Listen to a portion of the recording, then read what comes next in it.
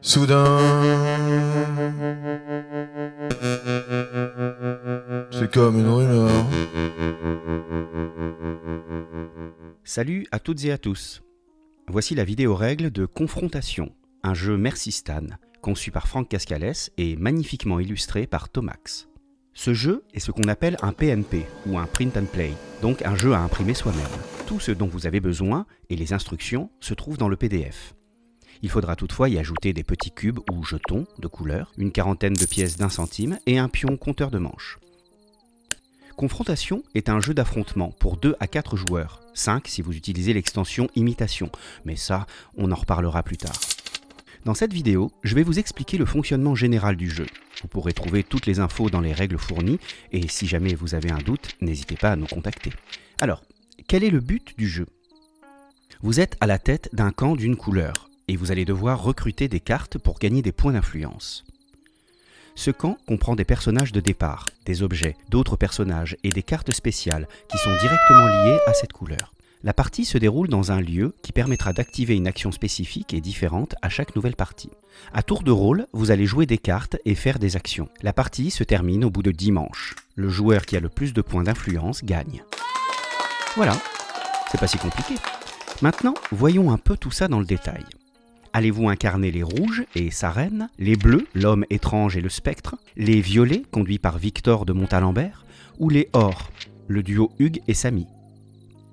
Au début du jeu, chacun choisit son camp, ou laisse faire le hasard en piochant une carte d'une couleur, et prend toutes les cartes de départ de sa couleur. Ensuite, il les place face visible devant lui. Les joueurs placent le cube de leur couleur sur la piste de score sur la valeur totale de leur personnage.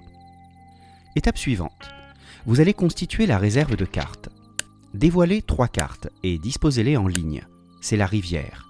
Ensuite, posez la pioche à sa gauche. Choisissez une carte lieu au hasard et placez-la à droite de la rivière. Pioche, rivière, lieu. Désignez un premier joueur. C'est lui qui débutera la partie et veillera à déplacer le pion compteur de manches à chaque fois qu'une manche sera terminée, donc au moment où ça sera à lui de jouer. Maintenant, chaque joueur prend 4 cartes, en choisit secrètement une et passe le reste du paquet au joueur à sa gauche. Renouvelez l'opération jusqu'à avoir sélectionné 3 cartes. La dernière qui reste est sortie du jeu face cachée. Elles pourront peut-être servir plus tard. Mais d'ailleurs, à quoi ça ressemble une carte de confrontation ? Déjà, la couleur. Chaque couleur correspond à un camp et à une action. Rouge, la voyance, dont l'action principale est d'aller voir ce qui se passe dans la pioche avant les autres. Bleu, la transition. Avec les cartes bleues, vous pourrez souvent aller chaparder des cartes aux autres joueurs. Violet, le sacrifice. Enfin, surtout pour votre adversaire, qui devra défausser une de ses cartes dans la pile de défausse à côté de la pioche. La couleur or, la renaissance, qui permet de prendre des cartes dans la défausse, justement. Une dernière couleur, le gris, la couleur neutre, que l'on retrouve sur certaines cartes.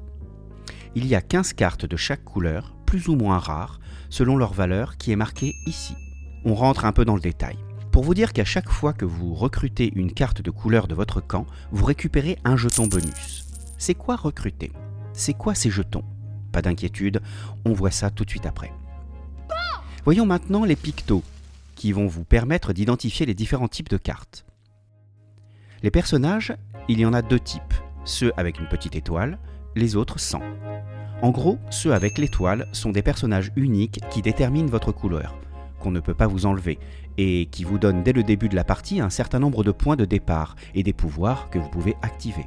Ils sont tous différents en points et en nombre selon les camps. Confrontation est un jeu asymétrique. Les personnages standards viennent renforcer vos troupes, vous permettent de faire certaines actions, et vous ramènent des points d'influence, combinés ou non avec des objets. Vous pouvez donc décider de les jouer pour leur pouvoir ou les recruter avec vos autres personnages pour les points d'influence.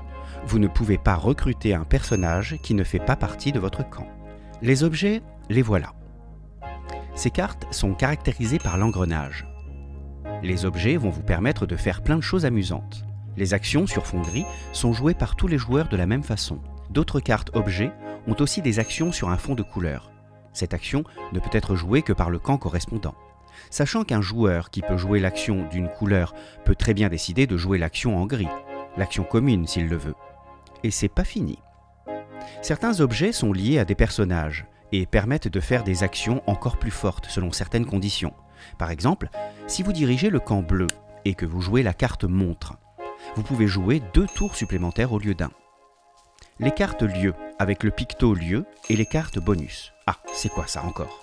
Si vous avez bien suivi, il y a donc 4 cartes de valeur 7. Ce sont les plus fortes, celles qui vous ramènent le plus de points. C'est pas tout. Elles ont le petit symbole bonus pour vous rappeler que vous avez une action bonus correspondant à l'action de cette couleur. Cette action, en plus, vous pouvez la jouer en défaussant n'importe quelle carte de votre main, dès que vous la recrutez, et ceci à chacun de vos tours. C'est pour ça qu'elles sont très convoitées. Bien. Vos cartes de départ sont dans votre zone de jeu, devant vous. Vous avez vos 3 cartes en main, face cachée évidemment. Maintenant, comment se déroule un tour de jeu?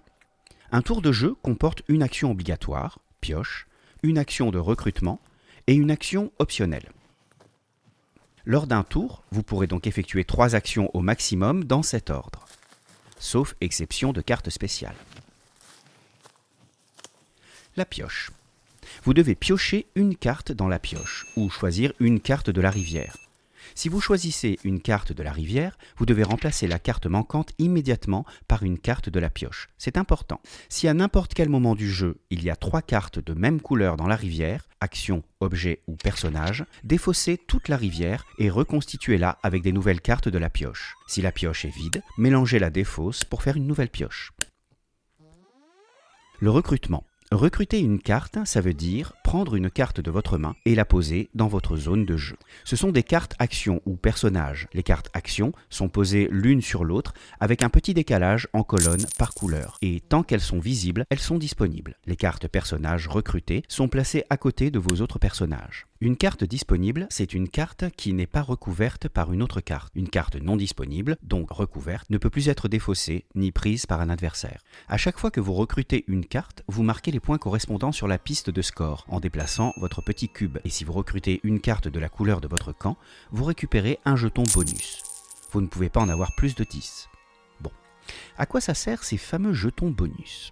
Déjà, même si vous perdez une carte recrutée, vous conservez vos jetons bonus. Quand c'est gagné, c'est gagné. En fin de partie, vous pourrez ajouter à votre score tous les jetons bonus qui comptent chacun pour 1 point d'influence. Mais c'est pas tout. En cours de partie, vous pouvez aussi, à votre tour, vous débarrasser de 2 jetons pour faire une deuxième action de recrutement, en tant qu'action optionnelle, et ainsi protéger une carte recrutée. Et oui, parce que quand on vous pique une carte, vous perdez les points que vous avez gagnés. Bah oui, là, pour le coup, c'est perdu. Alors, on pioche, on recrute, et ensuite, vous avez le choix entre 6 actions optionnelles. Jouez une carte action, objet ou personnage de votre main pour effectuer son action.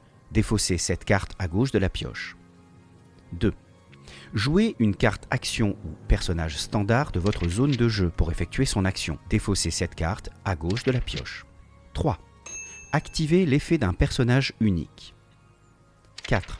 Jouez une carte lieu. Ensuite, donnez-la à votre voisin de gauche. En début de partie, quand personne n'a encore activé un lieu, vous prenez directement la carte qui a été choisie à droite de la rivière et jouez-la ou recrutez-la pour la jouer plus tard. 5. Piochez une carte de la rivière. 6.